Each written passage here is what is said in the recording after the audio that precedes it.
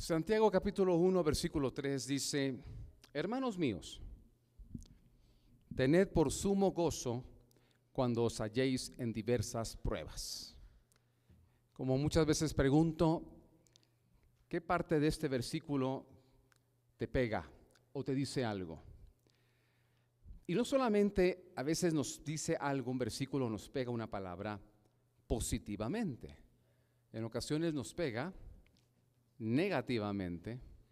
Este es uno de los versículos en los que a mí me ha pegado algunas palabras que está ahí negativamente en mi vida en otros tiempos. ¿Sabes cuál es? Gozo. Y luego lo agrava: sumo gozo. Ahora dices tú, ¿y por qué te agrava la palabra sumo gozo? Porque dice que cuando yo me encuentro en pruebas es una razón para tener mucho gozo. ¿De qué estás hablando? Es mi primera reacción cuando veo esto. ¿De qué estás hablando? Gracias.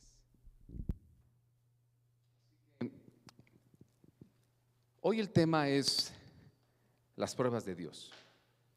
Y yo quisiera entrar, como dicen coloquialmente, tomando el toro por los cuernos.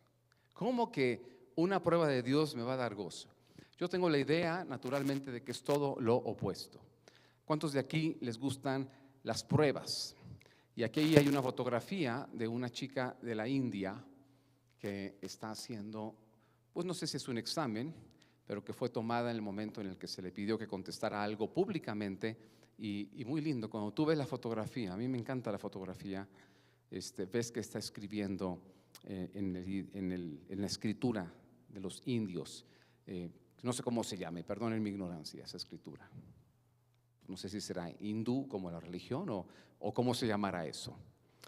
Pero las pruebas siempre van a estar asociadas a situaciones difíciles en la vida. Pero no cualquier situación difícil en la vida es una prueba. Y aquí es donde tenemos que empezar a distinguir las cosas para poder entrar en materia, en un conocimiento de cómo son y por qué son las pruebas de Dios. Yo creo que es un tema fundamental que estamos tocando aquí a la mitad de nuestro verano, y yo invito a que, si sabes que alguien se perdió este tema, le invitas a que luego lo repase. Es fundamental, porque las pruebas están asociadas siempre con momentos malos o difíciles, pero no todos los momentos difíciles o malos son una prueba. Y no solamente eso, Dios no siempre envía momentos difíciles o malos, no siempre evade o priva nuestras vidas de momentos difíciles o malos tampoco. Entonces, el tema se vuelve muy revuelto con respecto a la expectativa que yo tengo del camino en el que yo ando en la vida, y sobre todo cuando tú has tenido un encuentro con Dios, creo que incluso lo hace más difícil, porque cuando tú conoces a Cristo y tienes expectativas de quién es Dios y cómo es Él, muchas veces vemos una incongruencia entre lo que sucede en nuestras vidas, incluso poniéndolas en las manos de Dios, y lo que pensamos que Dios es o debería ser. Y esas incongruencias no siempre son ligeras. Dependiendo del mal momento que estás pasando, puede ser una incongruencia que te aflige existencialmente. Y te empiezas a preguntar cosas como si Dios es bueno realmente o no, si tiene el poder para actuar o no, o como cuando yo me topé con este pasaje, ¿y por qué voy a estar contento y gozoso en un momento así? No tiene sentido. Yo quiero invitarte a que cuando algo en la Biblia lo ves y no te haga sentido, ni lo tomes como un dogma que no entiendes, ni tampoco lo evadas, sino que lo escudriñes. Enfréntalo con el Señor y enfréntalo con una actitud enseñable, porque si no, no vas a aprender nada. Enfréntalo con una actitud enseñable, pero enfréntalo. A veces en ese momento Dios te va a hablar conforme tú leas todo el contexto y lo hagas en oración, o a veces Dios te va a hablar a través de una persona que va a enseñar la Biblia en otro momento y tú, ay, qué bueno, gracias. O a veces Dios te va a hablar en medio de las circunstancias de la vida y vas a regresar a ese pasaje que enfrentaste y te vas a acordar y lo vas a entender en la experiencia. 3 maneras como Dios te va a hablar. Bueno, eso no estaba en el script. 3 maneras. ¿Qué es una prueba? Una prueba depende evidentemente del punto de vista, pero yo quiero usar el punto de vista correcto. Una prueba es como un examen. ¿Y cuál es el punto de vista del que examina o del examinador? Prácticamente 2 cosas. Evaluar el contenido que la persona que está siendo examinada tiene. ¿Qué nivel de contenido ha aprendido? Contenido en alguna materia, en alguna área. Y para eso se examina. Y no tiene que ser el examinador una persona fuera de ti. Tú puedes autoexaminarte. De hecho, es una práctica de una persona sabia. Y tú puedes mismo autoexaminarte y darte cuenta qué tanto has aprendido, qué tanto contenido hay sobre cierta materia en ti. Y el segundo punto del examinador o del objetivo del examinador es determinar el nivel en el que está esa persona con respecto a esa materia. Y ya. Un buen examinador no tiene como objetivo hacerle daño a la persona que está siendo examinada. A veces puede ser que haya dolor, sobre todo si ese examen implica algo invasivo al cuerpo. Hay estudios que son muy invasivos para poder entender en qué nivel de salud está una parte del cuerpo. Pero el objetivo de hacer eso no es causarle dolor al paciente. ¿Ok? Vamos a ir quitando los paradigmas. A veces nosotros confundimos estos objetivos del examinador, que es el que pone la prueba, con otros objetivos de algo que a veces confundimos que son pruebas y se llaman tentaciones. A veces creemos que la prueba es una tentación, pero es completamente opuesto el enfoque y el sentido de la prueba a la tentación. La prueba tiene los objetivos que acabo de decir y son objetivos que persiguen el éxito. Determinar el nivel en el que una persona está es porque a partir de ahí puede haber más enseñanzas y después más exámenes que te lleven a ver si puedes ser promovido a un siguiente nivel. El espíritu de la prueba es un espíritu de éxito. El espíritu de la tentación persigue el fracaso de la persona que está siendo tentada. Por eso es que Dios sí prueba, porque Él persigue el éxito en tu vida, pero no tienta, porque nunca buscará el fracaso para ti. El que tienta está poniendo, y ahí es donde viene la confusión, tal vez una situación que parece una prueba, a ver qué es lo que vas a decir, qué es lo que vas a responder. Y si te equivocas, entonces habrá un motivo para castigarte, para golpearte, para hacerte sentir mal. ¿Ve la diferencia? Cuando una persona tienta y la persona cae, entonces tiene un motivo para hacerle daño. Entonces tiene un motivo para que fracase. ¿O no?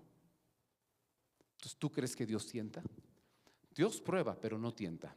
La palabra dice en Santiago 1:13, cuando alguno es tentado, no diga que es tentado de parte de Dios, porque Dios no puede ser tentado, ni Él, por el mal, ni Él tienta a nadie. Dios no puede ser tentado, ni Él tienta a nadie. No lo olvides. ¿Por qué? Porque la tentación persigue el fracaso de la persona que se equivoca. Y la prueba persigue el éxito de la persona que responde. Escúchame bien esto. No usé la palabra equivocación, ¿verdad? Porque en las pruebas no hay equivocaciones. La prueba lo que pretende es revelar el nivel en el que te encuentras. Revelar qué tanto has aprendido de lo que, por cierto, ya se te ha enseñado.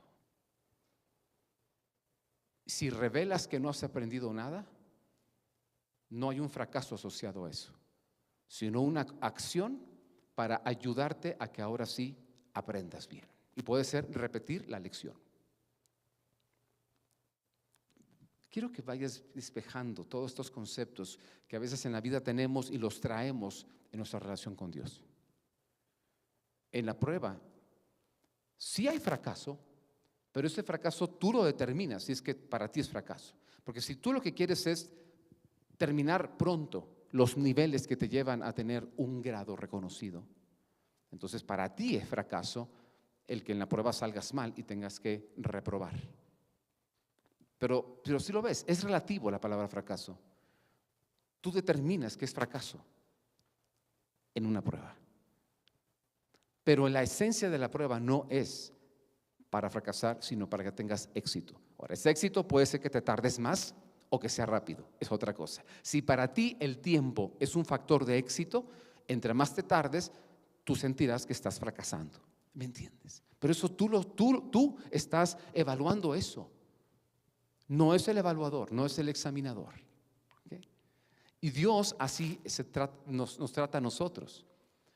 Un buen examinador, cuando es sobre todo la persona que nos enseña, es el maestro, escucha esto también, nunca va a examinar algo que no ha enseñado.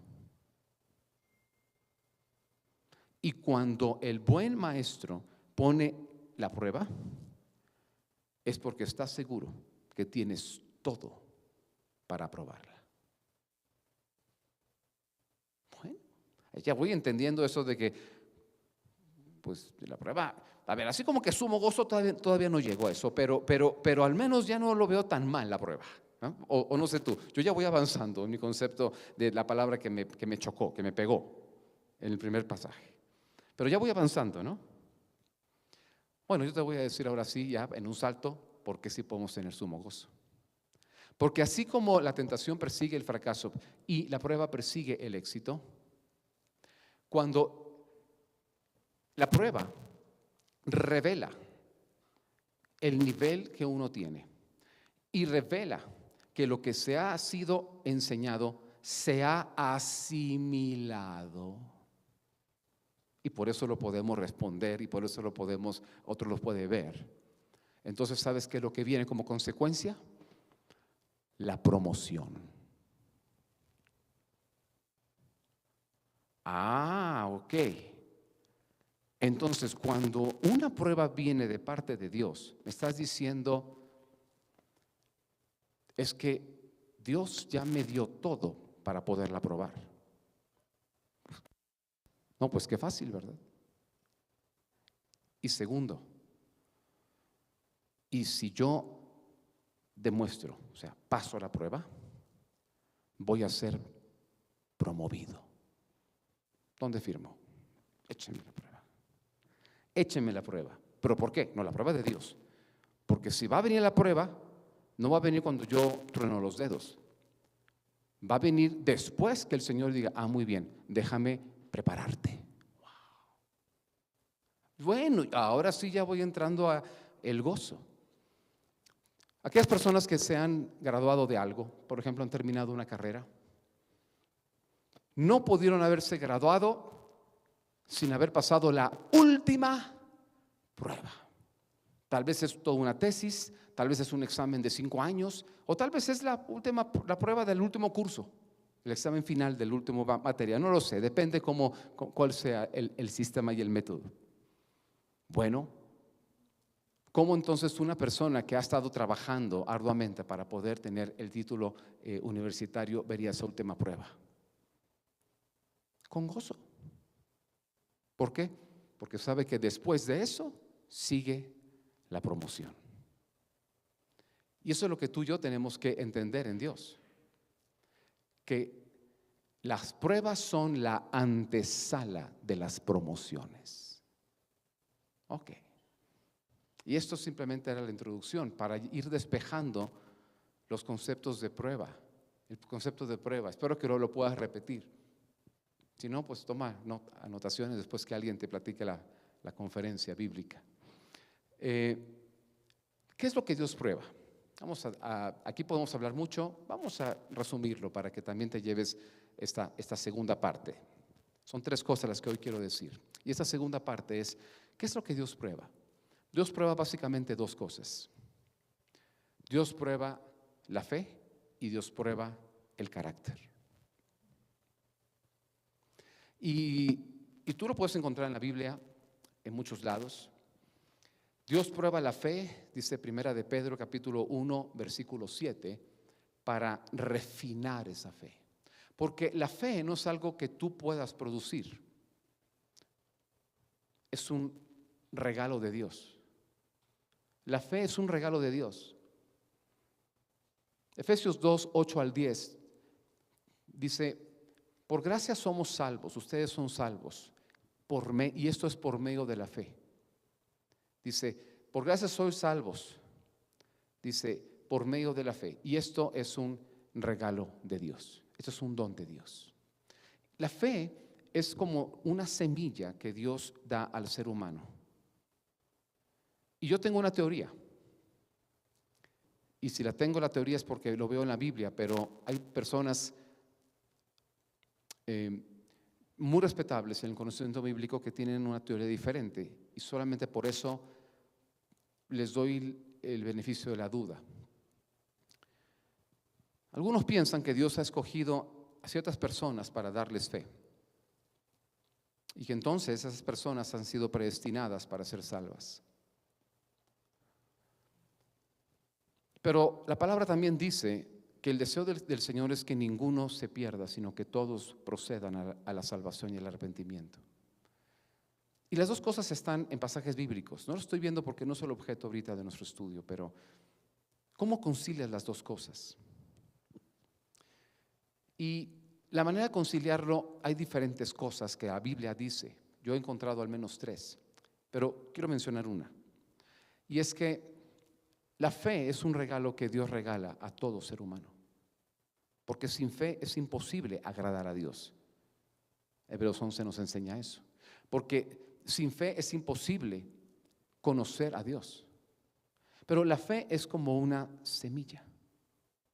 La semilla tiene que, en su momento, sembrarse, cultivarse, desarrollarse, y tienes un árbol lleno de frutos. Y los frutos de ese árbol son las cosas que nos llevan a conocer a Dios, a conocerlo más, a caminar en las situaciones difíciles de su mano. Pero ese es el resultado de que la fe se ha trabajado. No se recibió y se dejó ahí, sobre la madera, sino que se sembró, se cultivó, se procuró, y Dios es el que la hace crecer. Así que el ser humano tiene un desafío de fe. Dios ha dado fe a todo ser humano, pero muchas veces ese ser humano no atiende esa semilla y la deja ahí. Y depende de dónde la ponga, puede ser terrible la consecuencia.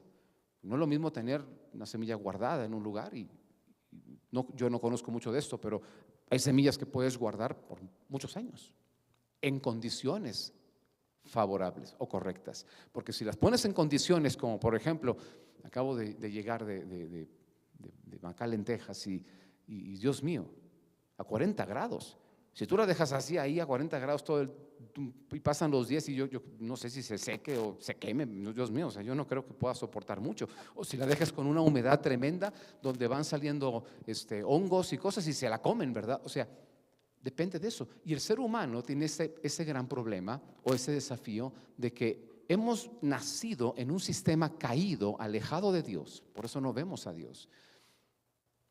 Y estamos en condiciones, en ese sistema caído muchas veces, que son diversas, algunas completamente adversas para que esa semilla pueda mantenerse con vida. Esa es la diferencia. Pero aún en estas circunstancias difíciles, Dios en su gracia provee oportunidades para que una persona pueda atender la semilla de fe que Dios le ha dado. No tengo duda de eso. Dios es bueno.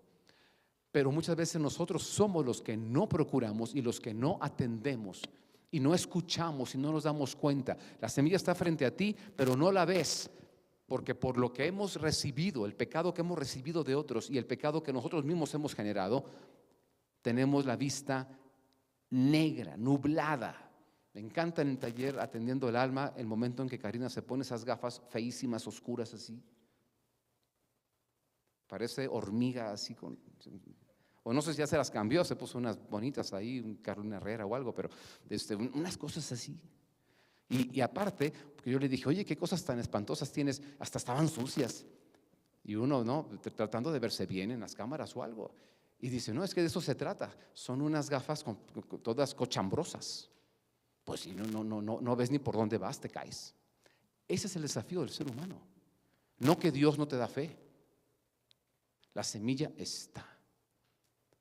Tienes que empezar a limpiar tu vida y cambiar las gafas para ver con los lentes cristalinos. ¿Sabes?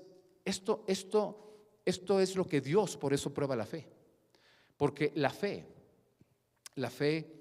es lo que vence a todo lo que está caído en este mundo.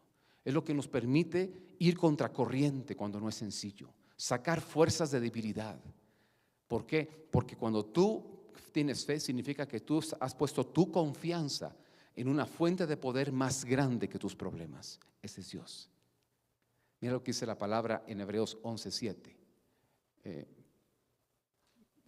Por la fe Abraham, cuando fue probado, ofreció a Isaac, y el que había recibido las promesas ofrecía a su unigénito. Este pasaje lo vamos a usar en esta siguiente y tercera parte de la conferencia, pero yo quiero desde ahorita tomarlo. ¿Por qué? Porque contrasta con el que vimos antes, Santiago 1:13. Cuando alguno es tentado, no es de Dios, no puede ser de Dios. Ya lo comentamos. Y sin embargo Dios sí prueba. ¿Pero por qué prueba? Porque quiere probar, en este caso, aquí estaba el tema de Abraham.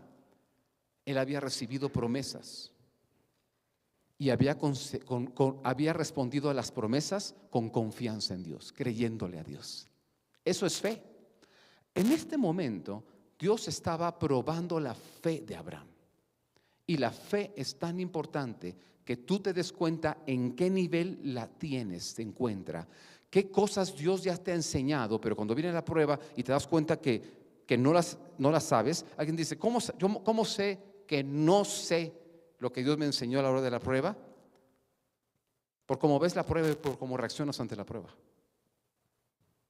La manera como tú te conduces en medio de la prueba revela lo que has asimilado o no. Si empiezas a darte cuenta que no estás reaccionando de una manera que ves en los casos bíblicos y en la Biblia, que mucha otra gente de fe, hoy vamos a hablar de una parte de Hebreos 11, y no lo ves en tu vida, no te sientas mal, decir, híjole, ahora Dios me va a castigar porque voy a reprobar. En la prueba no hay fracaso de parte de Dios. Ya lo dije. Eres tú el que puede determinar si es fracaso o no, y qué bueno que lo hagas. No te conformes. Yo no me veo como el pueblo de Israel dando vueltas y vueltas, 40 años sin entrar a la tierra prometida, cuando Dios los quería meter al tercer mes. Eso para mí es fracaso, para mí. Pero ese es mi estándar. Dios no ve fracaso o éxito en una prueba. Es un acto de examinación para que te des cuenta en qué persona te estás convirtiendo. Y vas a aflorar lo que has asimilado o lo que no has asimilado o lo que has asimilado mal. De hecho, muchas veces Dios va a permitir que la prueba, lo primero que aflore, va a poner primero las preguntas difíciles. ¿Para qué? Para que la prueba también se convierta en un proceso dinámico de aprendizaje. Entonces regresas un poquito. Alguien me puede preguntar, Hugo, ¿y a ti cómo te ha ido en las pruebas de Dios?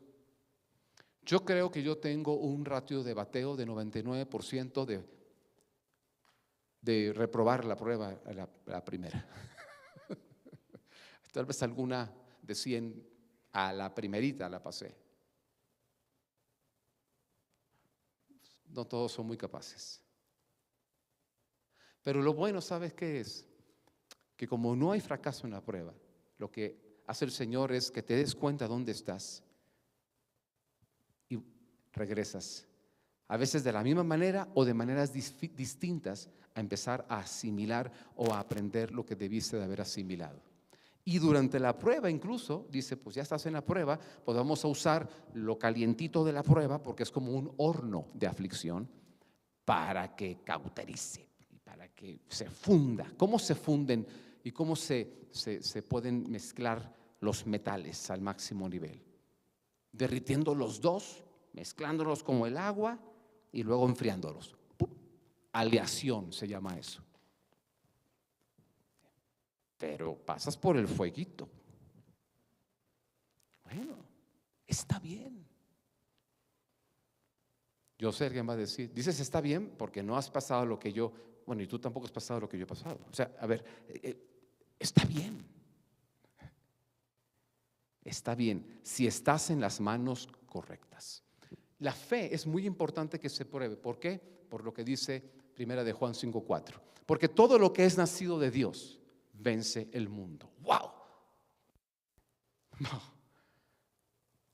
Tú has nacido de nuevo, pero ahora en Cristo. O sea, todos tenemos un nacimiento biológico, pero has nacido otra vez en el sentido de que llega un momento en tu vida en el que has dicho, ¿cómo me estoy conduciendo? ¿Sé de dónde vine? ¿Sé a dónde voy? ¿Sé quién es esa persona que llaman Dios, creador de todo? Y cuando tú has tenido un encuentro con este Dios que no es solo creador, es un Padre de amor incondicional y que dio a su único hijo para resolver el problema de que tú estés lejos de Dios e inmerecido de tener a Dios e inmerecido de tener sus promesas y sus riquezas y sus bendiciones. Jesucristo vino a pagar el precio para que tú seas llamado digno, tengas derecho. Bueno, si eres una persona de estas que ha tenido un encuentro con Jesucristo, es un nuevo nacimiento. Porque en lugar ahora de dirigirte hacia una eternidad sin Dios, y no quieres saber lo que hay después que te mueras, bueno, o tal vez debas de saber, a ver si por susto. Bueno, a mí no me gusta el método del miedo. Yo creo más en el amor que en el miedo. Pero bueno, en algunos tal vez surja efecto el método del miedo. ¿Sabes dónde vas a pasar tu eternidad? Pero cuando tú has tenido un encuentro con Jesús y has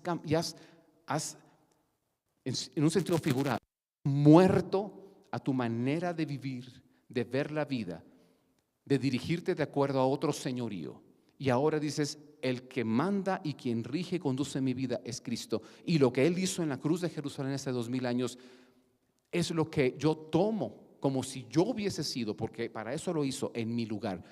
Tomo esa salvación, ese precio pagado para que yo pueda tener vida eterna y vida en abundancia en este mundo. Cuando tú has hecho esto, has nacido de nuevo. Y dice que todo lo que es nacido de Dios vence al mundo. Todo. Bueno, vamos bien. Me gusta esto. ¿Dónde está aquí la fe? ¿Dónde está esto? Bueno. Y esta es la victoria que ha vencido el mundo, nuestra fe. Nacer significa poner tu confianza en Jesús como Señor y Salvador, pero significa que ahora esa confianza es lo que rige tu vida. Fe es confianza, o al menos una de las 5 Cs. Fe es confiar. ¿Dónde está tu confianza? Entonces, ¿por qué Dios quiere probar tu fe? Para que veas en qué nivel de confianza te encuentras. Confianza lo suficiente para confiar y creer en Dios que si Él dice, hoy nos vemos en tal restaurante a comer rico, yo te invito, no te preocupes por el precio del menú. Y tú tienes esa fe para decir, oye, voy a ir a ese restaurante. Oye, pero ¿y tú crees que se aparezca Jesús en ese lugar? Sí, porque confío en Él. Creo en su palabra, creo en Él. Ese es un buen nivel. Pero hay otros momentos en donde no tenemos un mejor nivel.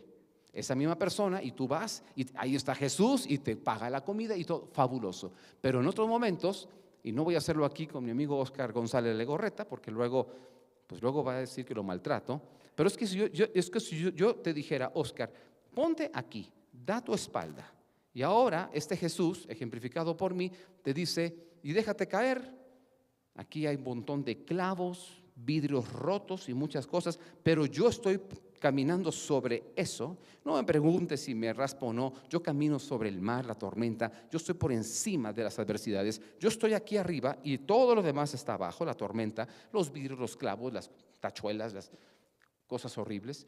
Déjate caer que yo te voy a recibir. Hay personas que no tienen ese nivel de fe o de confianza en la persona. No. Menos si en lugar de ser como Oscar, un hombre decente, es como su hermano, no digo cuál, que es muy bromista y puede dejarte caer para hacerte una broma, tú tienes, bueno, ya se está riendo, tú tienes falta de fe, o sea, desconfianza. Ay, Dios mío. Y tiendes a hacer esto. A ver. No veas. Lánzate. Pero esa prueba revela tu nivel de fe, tu nivel de confianza. Porque esto es muy importante. Porque el mundo nos presenta desafíos que no se comparan a alguien que te dice, déjate caer y yo te voy a agarrar. No. Son situaciones realmente difíciles y de dolorosas consecuencias. El mundo no es fácil. Si alguien lo cree, no sé dónde ha estado todo este tiempo. El mundo no es fácil. Así que dice, pero esta es la victoria que vence al mundo, tu confianza en Cristo. Así que vamos a irla calibrando, vamos a irla probando para que cuando venga una oportunidad, generalmente, ¿qué dije yo? Que la fe es la antesala ¿de qué? De la promoción. Cuando venga una oportunidad, Dios sabe que esa oportunidad, tú no la has visto, pero Dios ha preparado tu camino de antemano. Viene la oportunidad, va a decir, hijita, tú la vas a tomar. Pero si te lo dijera así nada más, tú dirías, ay, qué miedo, porque es difícil vencer al mundo. Hay cosas, hay injusticia que está enfrente. ¿Cómo voy a vencer la injusticia con tanta corrupción que hay? ¿Cómo voy a? Y dice, no, esta es tu oportunidad, vas a enfrentar y vas a vencer. Pero cuando tú dices, muy bien, pruébame, examíname. A veces la última persona en darse cuenta en qué nivel está es uno mismo. Y tú te vas a dar cuenta y dices tú, oye, pasé la prueba con 100, es una prueba. Pasé con 100. Entonces Dios te dice, ¿te das cuenta? ¿Estás lista? Ahora sí, te lanzas. ¿Sabes qué? Las pruebas son tan buenas porque levanta tu nivel de confianza también en ti mismo. Claro, cuando la pasas. Pero mientras no es fracaso. Sigue asimilando. Y mi consejo es, no pierdas el tiempo, no 40 vueltas, 1 o 2. Dale. Y vuelvo a la misma lección, Dios mío. Bueno, cada quien tiene, ¿no? su nivel de tolerancia a su propio fracaso. Personas que le encantan estar ahí dando vueltas y vueltas. Misma lección. 30 años en sexto de primaria. No, ya, por favor. Bueno, a veces sí. A veces hay personas que tienen prisa, tampoco. Yo me salté el 4º año. Sobre todo por las matemáticas. En 3er año, Dios mío, con esas prácticas que te ponen con el libro y vamos a hacer los exámenes o los ¿cómo se llama? Bueno, pues pruebas, ¿no? Ejercicios, estás ahí. Y cuando acabas y no hay nada otra cosa que hacer, oiga, pues y si voy, y luego los ponían en viernes en la tarde. Oiga, y si voy haciendo los de la siguiente semana y voy adelantando. Bueno.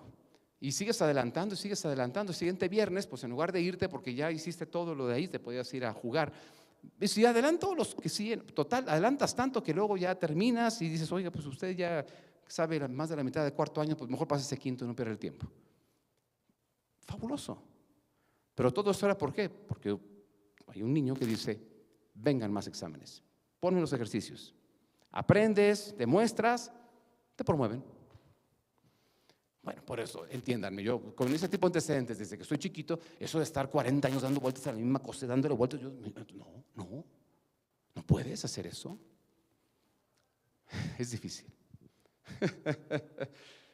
¿Quién es el que vence al mundo? Está la confianza, sino el que cree que Jesús es el Hijo de Dios. Muy bien. Y por último, en esa segunda parte, ¿y por qué Dios también lo que prueba es el carácter? Te lo digo así, lo prueba para que crezcas en ese carácter. ¿Qué es el carácter? Son los valores que tú has tomado y te has apropiado para conducir en base a eso tu vida. Y las pruebas hacen que esos valores o ese carácter crezca, el buen carácter.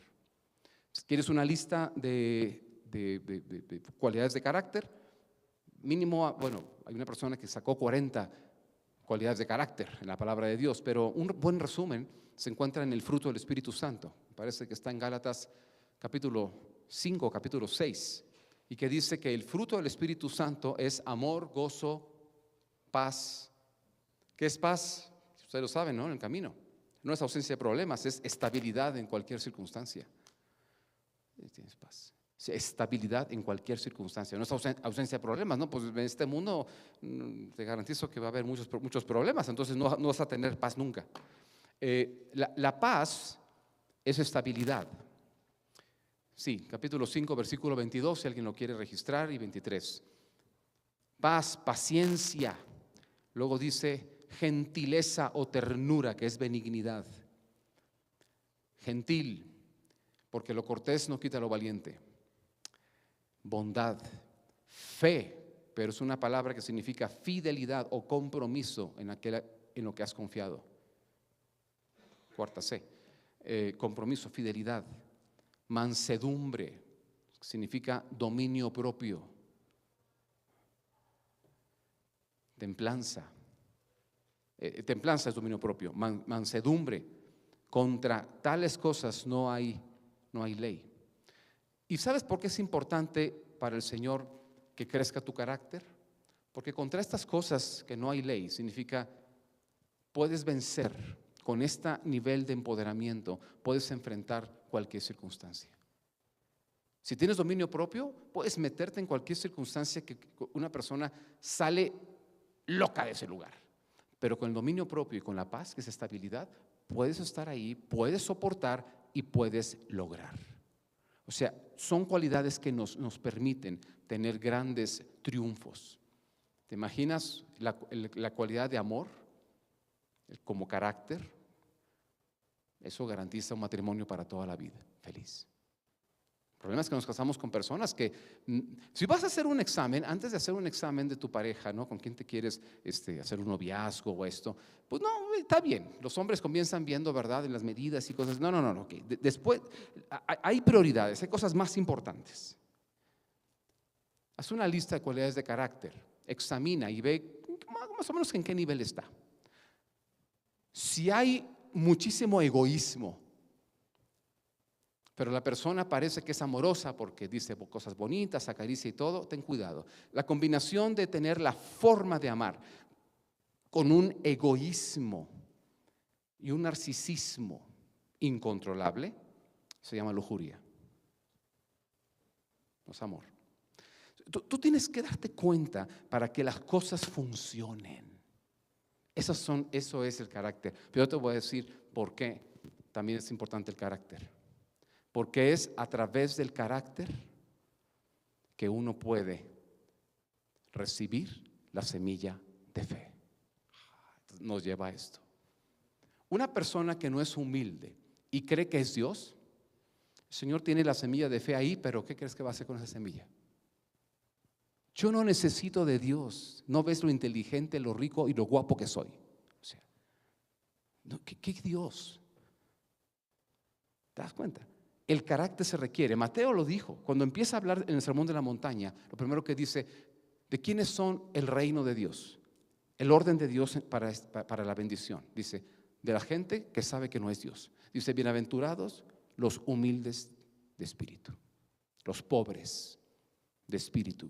Es una condición de humildad.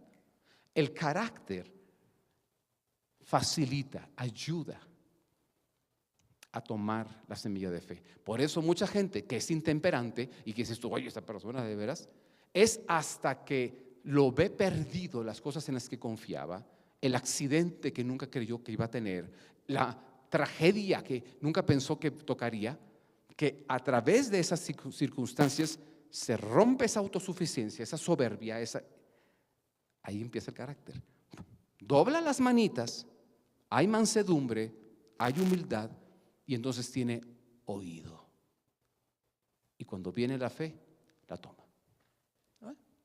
Entonces, ¿por qué Dios va a probar el carácter? Porque es lo que nos lleva a la fe. Y yo quisiera en esa tercera parte terminar cómo prueba Dios. Y cada uno de estos puntos se va a dar para mucho. Lo vamos a tener que pasar rapidito. Invito a que tomes alguna nota y que le digas al Señor, ¿en cuál de estas 6 maneras en que Dios prueba tú te encuentras hoy? Y le digas, Señor, quiero pasar bien la prueba. Quiero estar contigo. ¿Ok? Escoge una o más.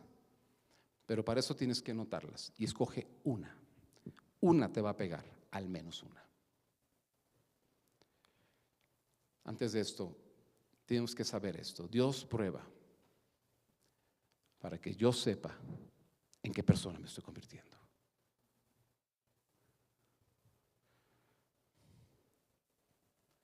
Por eso cuando vienen situaciones que nos exasperan y uno empieza y otra, ahí está. Las situaciones que te exasperan son una prueba y te das cuenta que paciencia no tienes. Entonces,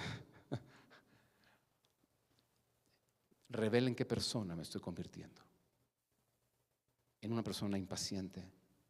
Y el problema de la impaciencia son muchos. Algún día hablaremos de la paciencia. Todo lo que se deriva cuando una persona no quiere ser paciente. Bueno, pero cuando la prueba nos va revelando dónde estamos y tú respondes en la prueba, ¿me enojo por el resultado? De que se ve que no tengo el conocimiento, no tengo el contenido que Dios ya me ha dado, porque Dios ya me lo ha dado, pero no lo he asimilado, no lo he valorado, no lo he practicado a veces. Sí, yo lo sé, y creemos que porque sabemos ya somos. Tampoco, no lo has practicado. Bueno, y cuando te das cuenta que no lo tienes, ¿qué haces? ¿Te enojas con Dios? No, pues es como la persona que reprueba y se va de la escuela. Pues peor quedó, ¿no? Ariel quedó peor. Es que no me gustó que Ariel me pusiera una mala nota. ¿Y qué vas a hacer? Dejar la escuela. A ver, pues ¿cuál es tu objetivo estar en la escuela?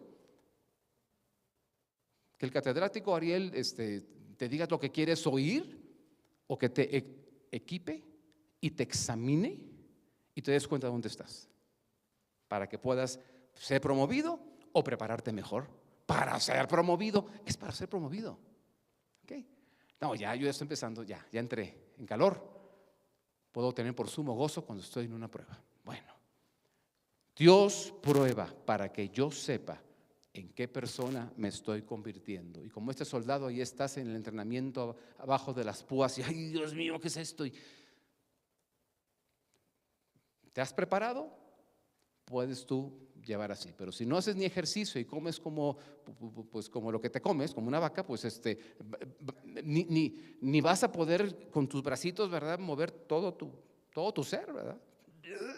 Y están las púas y tú, Señor, ¿por qué me mandas púas? Tranquilo, para que te des cuenta en qué persona te estás convirtiendo. ¿Ok? Bueno, ahí viene este resumen. Y es más, yo te invito para que te ayudes. Si abres tu Biblia en Hebreos 11, lo vas a tener también aquí ya en tu documento, en tu Biblia, un documento milagroso y el más valioso de nuestras vidas. Vas a tener aquí el punto. Ahorita puse el tema de Abraham. Vamos a tomar algunas cosas del caso de Abraham. La primera, antes de Abraham, Hebreos 11:7.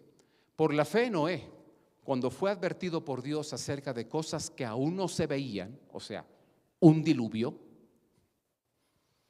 con temor preparó el arca en que su casa se salvase. ¿Cómo prueba Dios? La primera, bueno, no la primera, pero una de las maneras como Dios prueba es a través de una tarea, una labor. Algo que te es puesto por hacer, no lo entiendes, no tiene sentido y te prueba a través de la tarea que tienes enfrente por hacer. Y hay cosas que tenemos a veces que hacer, tareas que sentimos que son verdaderas pruebas insoportables. Tú llámalas, no quiero poner ejemplos, pero a veces hasta algo que debiera ser precioso y satisfactorio, como una relación en matrimonio o ser mamá o ser papá, se vuelve una prueba insoportable. Y aquí es donde tú dices una tarea. Y Noé fue de esta manera probado. Se le dijo que hiciera algo o sea, una arca para un evento nunca antes visto, y que por cierto ese evento inundó la tierra. pero él tuvo que prepararse. Así que, como Noé, en este primer punto, resumen, para que voy rápido, es para que tú entiendas que fe es enfrentar el futuro sin saber qué tarea vendrá. No es sí, perdón, es sin saber qué tarea vendrá. Fe o confiar en Dios, si quieres ponerlo así, es enfrentar el futuro sin saber qué tarea vendrá. Un buen amigo recientemente me dijo, hace pocos años, yo vi mi situación financiera, las empresas que tenía, mi familia, y dije, gracias a Dios, yo puedo ya dejar de trabajar y tengo mi futuro resuelto. Y de repente, por la pandemia y por otras cosas, a la puerta del quebranto financiero, económico. Una cosa que nunca en su vida había experimentado. Ahí es donde hay una labor ahora que hacer. Y era la labor de guardar, de conducirte diferente, conducirte no como una persona que tiene todo resuelto, sino como una persona que tiene que rescatar el barco. O sea, es otra cosa, muy distinta. Y fe es enfrentar el futuro sin saber qué tarea va a venir. Y a veces van a haber tareas y cosas que Dios permite que estén delante de ti. Y las tienes que hacer con fidelidad, con lealtad. Rescatar a los empleados. Navegar entre créditos y préstamos para rescatar. Hay tantas cosas que suceden en casa cuando hay circunstancias como esas en el corazón, en el alma. Y Noé es un claro ejemplo de eso. Llévate esta parte. Siguiente. Hebreos 11:8. Por la fe, Abraham, siendo llamado, obedeció para salir al lugar que había de recibir como herencia, y salió sin saber a dónde iba. Dios le dijo, déjalo todo, Abraham, y sal de tu tierra, sal de tu comodidad, sal donde tienes resuelto tu futuro. ¿Y a dónde voy, Señor? Tú sal y luego te vas a enterar. Ay, Dios mío. Quema los puentes, quema los barcos. Tú eres mercantil. Quema los barcos.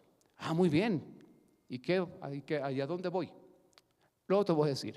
Ay, pero ¿por qué voy a quemar los barcos si ni siquiera sé a qué puerto me vas a enviar? Esta es la prueba del cambio. Dios usa el cambio para probarte. Es padrísimo. Cada tema te da para dar muchos ejemplos. Pon el tuyo. ¿Dónde estás tú viviendo? Cambió mi circunstancia de repente. Dios te está llevando en el momento más grande de tu vida, en tal lugar, viene la necesidad de cambiar de sitio a un lugar completamente extraño o peor, inhóspito. ¿Alguien está pasando por la prueba de cambio o ha pasado recientemente, pero ya se atoró ahí 40 años? Bueno, cada tema nos pudiera dar para una conferencia. Fe es seguir a Dios sin saber a dónde me llevará. ¿Okay? Ahí es donde se va probando. Y te estoy dando las respuestas del examen. Aquí está la chica. Pero te voy a decir algo, yo no dije que no sepas las respuestas, que las hayas asimilado, que las sientas. Okay. ¿Cómo sé que ya asimilé algo y no solo lo sé? Porque en medio de esa prueba vas a tener el gozo de estar en la prueba. Ándale. Eso es. Pero si en medio de la prueba estoy que hasta dudo de Dios y todo, pero yo sé la respuesta correcta. Señor, yo tengo fe, aunque no sé a dónde me llevas. Lo dices bien, pero no lo has asimilado. Cuando tengas gozo en la prueba, ya lo asimilaste. Está fácil saberlo. Híjole, dice, ¿y cómo lo asimilo? Bueno, pues me da nomás una hora. A ver. Hebreos 11, 9 al 10. Por la fe habitó como extranjero en la tierra prometida, Abraham, como en tierra ajena, morando en tiendas con Isaac y Jacob, coherederos de la misma promesa. Dice, ¿por qué? Porque esperaba. Pasaron muchísimos años.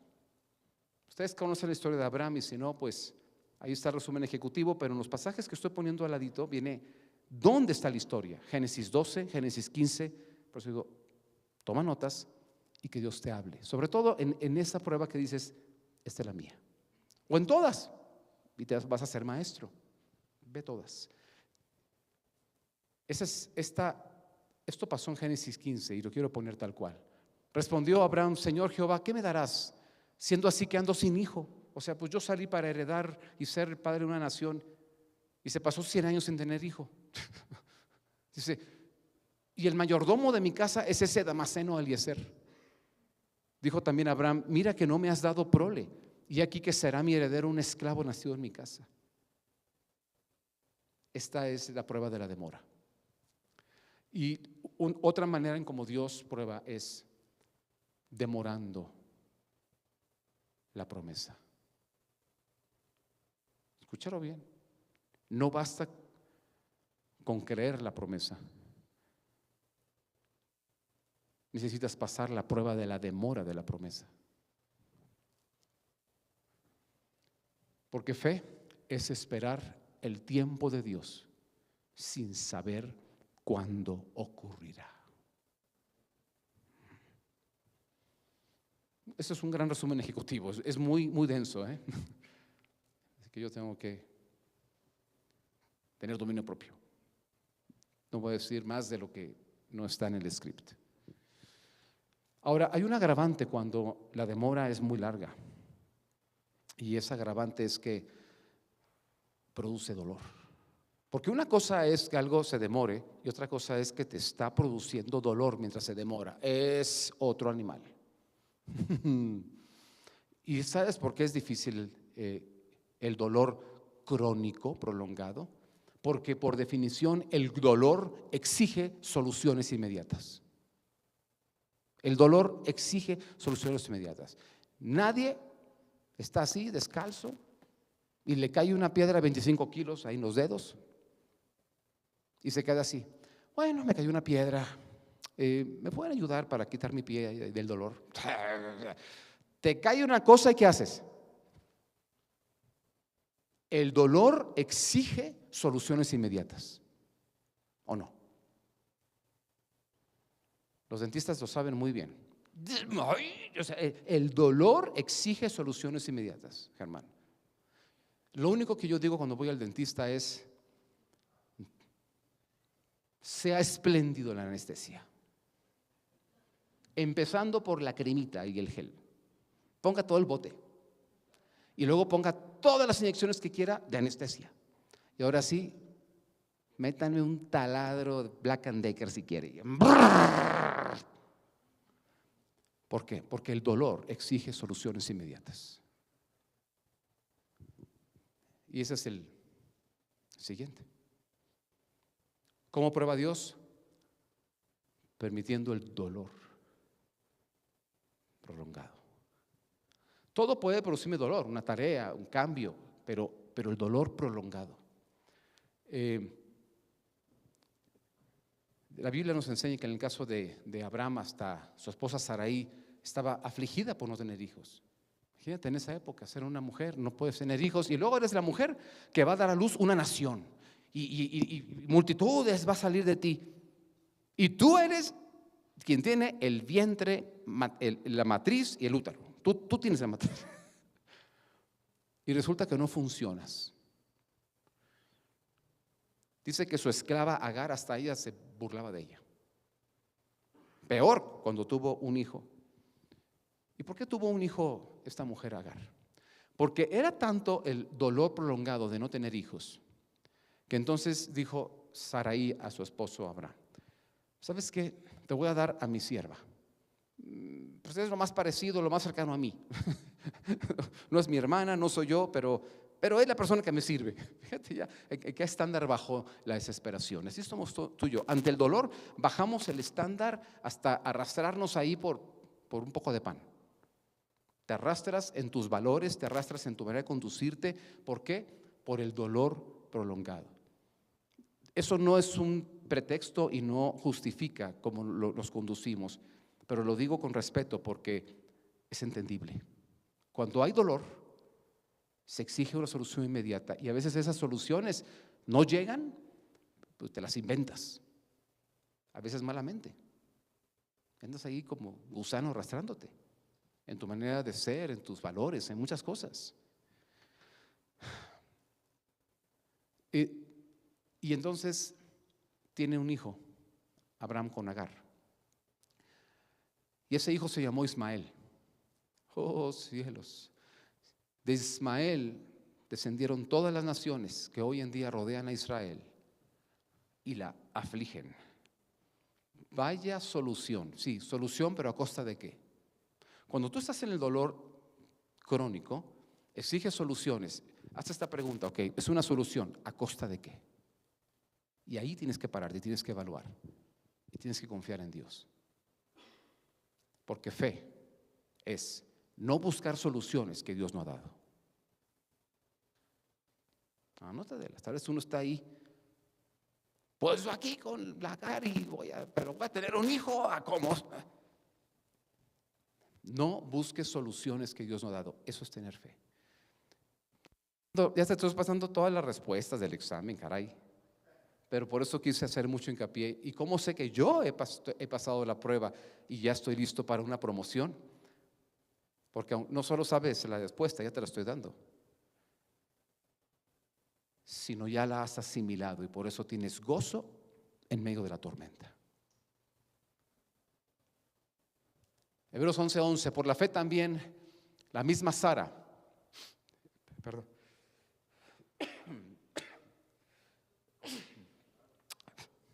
ay Dios mío, siendo estéril, dice, recibió fuerza para concebir. Fue por la fe que se recibe fuerza para hacer lo imposible. Ándale. Y como lo oró Héctor González Legorreta, lo imposible es cuando ves que la tormenta desaparece, Dios le quita. O te ves a ti haciendo lo imposible, caminando sobre la tormenta con estabilidad y confianza. Sea cual sea, hay un milagro a la puerta de tu vida. Y dice, y dio a luz aún fuera del tiempo de la edad. ¿A qué edad creen que concibió una mujer estéril? 75 años. Dice, ¿por qué? Porque creyó que era fiel quien lo había prometido. Por lo cual también de uno, Abraham, y ese ya casi muerto, que tenía más de 100 años, salieron como las estrellas del cielo en multitud y como la arena innumerable que está a la orilla del mar. Wow. Ese es el obstáculo de lo imposible, la prueba de lo imposible. Esas son las más emocionantes, yo diría. La prueba de lo imposible. Es que es imposible salir de esto. Imposible. Me encanta cuando Jesús dijo, pues bueno, para el hombre hay imposibles, mas para Dios todo es posible. Tienes que saber que la fe es creer que Dios cumplirá su palabra sin saber cómo lo hará. ¿Okay? Y en este caso, a los 75 años, una mujer estéril tuvo hijo.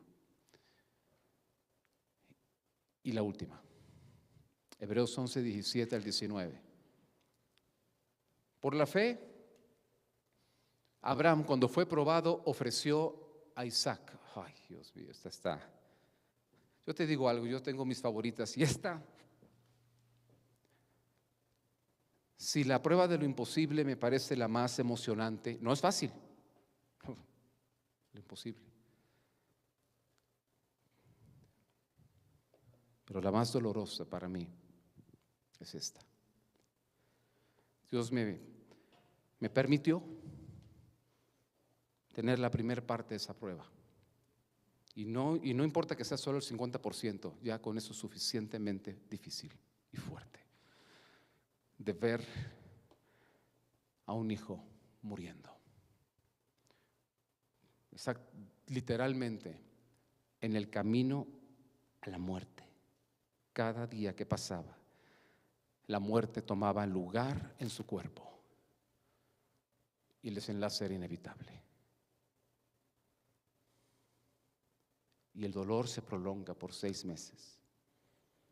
Sé que hay dolores más duros y respeto a los padres que tienen circunstancias con sus hijos de salud y han pasado ya años o décadas.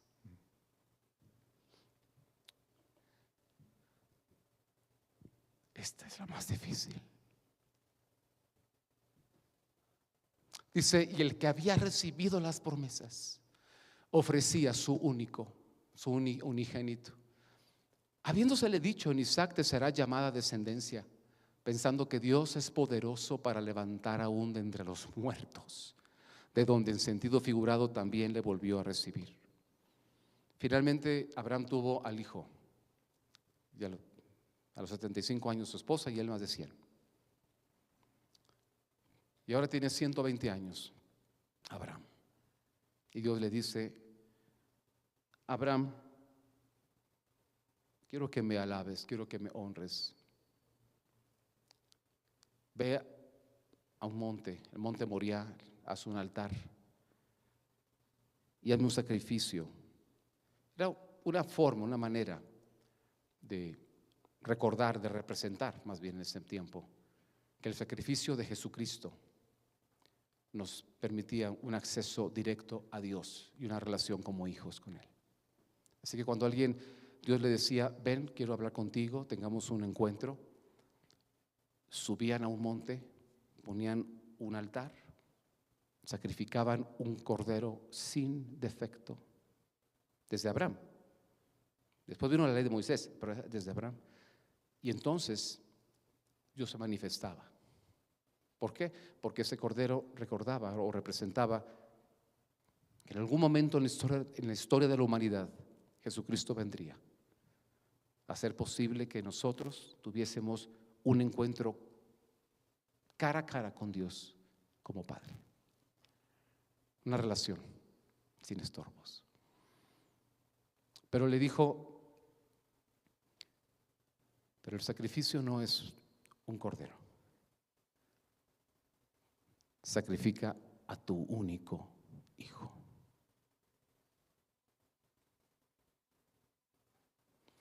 Dice la Biblia que Abraham, ¿cómo contestó a esa prueba? Ya para entonces, mira, ya cuando llegas a 120 años y has estado caminando con Dios, algo debes de aprender y algo debieras de estarte convirtiendo en algo. Y él se estaba convirtiendo en un tremendo hombre de fe.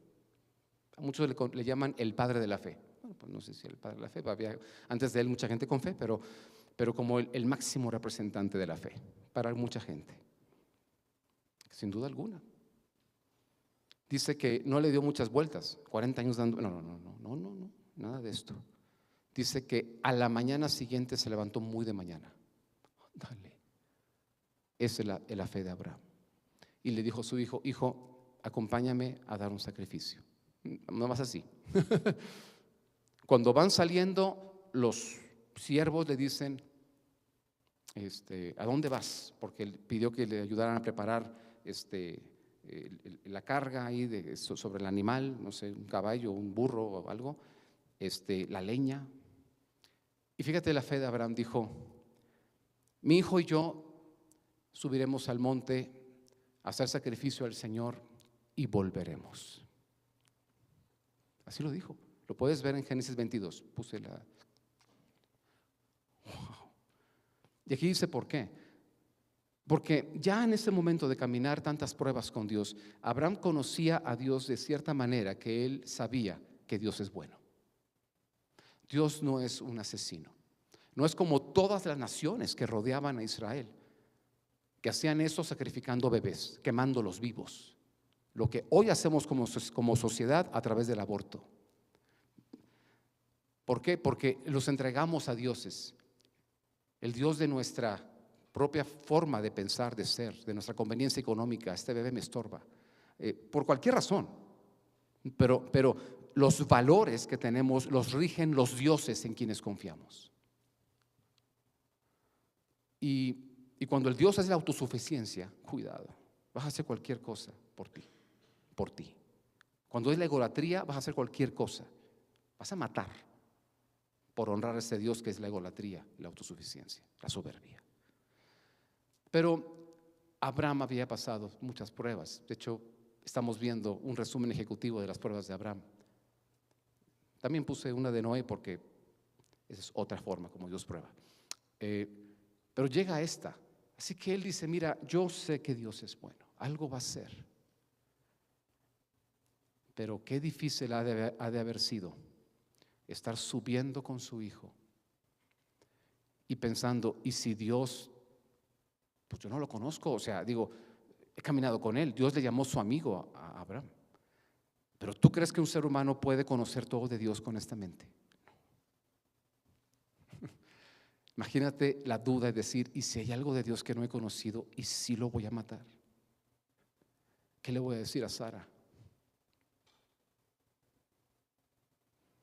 ¿Qué le digo a su madre? ¿Que yo mismo maté a nuestro hijo? Va subiendo. Todo por lo que viví, salí sin saber a dónde venía, por las promesas, y ahora aquí se va a acabar, terminar. Imagínate esos dardos, fuego en el maligno. Esos dardos. Dice la Biblia que con qué podemos apagar esos dardos: con el escudo de la fe. Por eso Dios prueba la fe, para que sea un escudo fuerte. Primero con pruebitas así sencillas, ¿no? Déjate caer aquí, pero luego te lleva y lo amarra, o lo pone, no sé si lo amarra, lo pone sobre el altar. Agarra el cuchillo. Yo imagino a Abraham diciendo: ¿qué está pasando, Señor? Pero yo creo que en ese momento su relación con Dios, el mismo Espíritu Santo le dio una revelación, y fue esta. Versículo 19: pensó que Dios es poderoso para levantar aún de entre los muertos. Ningún muerto había resucitado en el mundo. Jesús resucitó. Era algo no visto. Pero esa prueba ya fue antes, ¿verdad? Ya la pasamos. Cosas que no has visto. Y dijo: bueno, en tu nombre. Y cuando va levantando la mano, dice que se escuchó una voz del cielo que dijo: detente, Abraham, para. Y dice: no toques al muchacho. Ya imagino a Abraham ahí mismo de haber soltado el cuchillo y: gracias, Señor. Bueno, ¿qué es esto? Esta es una forma de probar eso a través de la pérdida.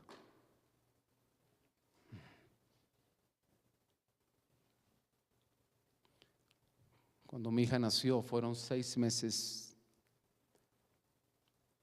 de pérdida, porque tú sabías lo imposible que era que sanara. Veías cómo su cuerpo se iba degradando y hasta tuviste que llevarla a los 6 meses ya a lo inevitable, al hospital, y decir: corten y entren y cambien su sistema digestivo, pónganle una tapa o sea, era el momento de decir, es imposible que sane, así que se prepare para poder vivir 3 o 4 años y no que muera ya. Fuimos al hospital para que ella pudiera vivir 4 años más. Y dándole gracias a Dios, elijo hoy agradecerte, Dios. Y sabes, y ya estaba ahí y dijo el líder del consejo médico, hagamos una última prueba. Si reacciona mal y se pone mal ante la prueba de lo que va a comer, pues ya está entubada, ya se le estaba alimentando con aminoácidos directamente al corazón, ya estaba ahí la bebé. Si se pone muy mal, la sacamos de ese cuadro y la estamos alimentando y todo. Oramos. Fue la última oración, la última lágrima de cubos de lágrimas que tuvimos durante 6 meses. Se le da de comer, no tuvo reacción equivocada, siguió comiendo y siguió comiendo hasta la fecha, sigue comiendo.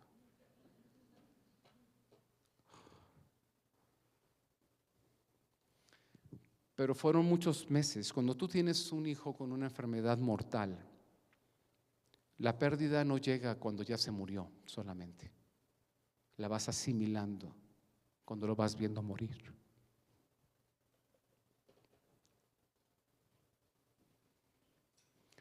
Así que fe es confiar en el propósito de Dios sin saber por qué sucede lo contrario. Isaac era el hijo de la promesa, así que tú esperarías que de Isaac que iba a venir toda la nación. Pues Isaac, pues no esperarías que se fuera a morir sin tener hijos, ¿verdad que no? Pero fe es confiar en el propósito de Dios, en los planes de Dios, sin saber por qué sucede lo opuesto. Sucede lo opuesto. Aquí están los pasajes, la historia tal cual, Génesis 22, aquí hay más. ¿Sabes por dónde viene la fe? Por primer paso, la fe viene por el oír. Qué bueno que estás aquí escuchando, pero que Dios te hable a ti en lo secreto. Regresa al punto que vas a escoger de aquí y lee la palabra, al menos la que está ahí, al menos. Tú puedes seguir. Habla con Dios en tu circunstancia y que Él te ayude a asimilar la fe y el carácter que necesitas para ser promovido. ¿Lo ves? Me despido con tres verdades que son oro molido después de esta hora de escuchar cómo prueba a Dios. ¿Cuáles son las pruebas de Dios?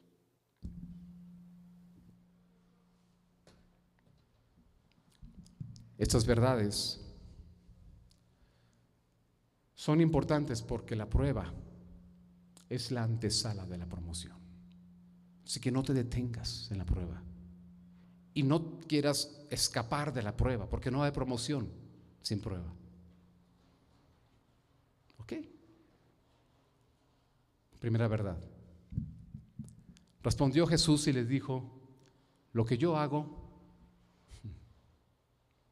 tú no lo comprendes ahora, mas lo entenderás después.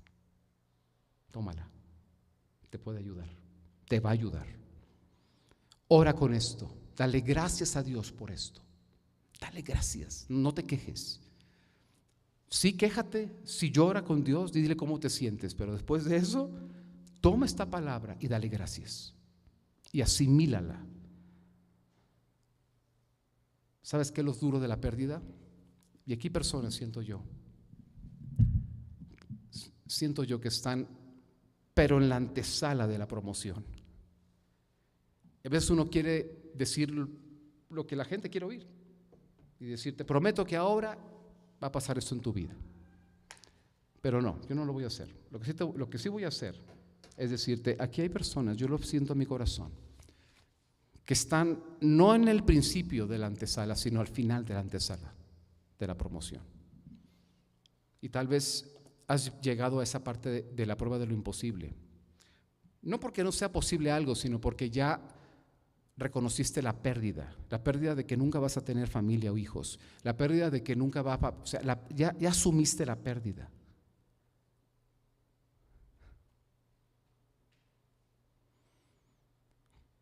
¿Ves cómo Abraham pasó la prueba? Porque había asimilado que la fe es confiar en los propósitos de Dios, aun cuando vemos que sucede lo contrario. Métete con Dios y acuérdate de esto, ora con esto. Lo que yo hago, tú no lo comprendes ahora, pero lo entenderás después. Segunda verdad, llévate esta, por favor. El Señor cumplirá su propósito en mí. Díselo a tu alma en oración constantemente. Dale gracias a Dios. Señor cumplirá su propósito en mí. Y esto es muy común.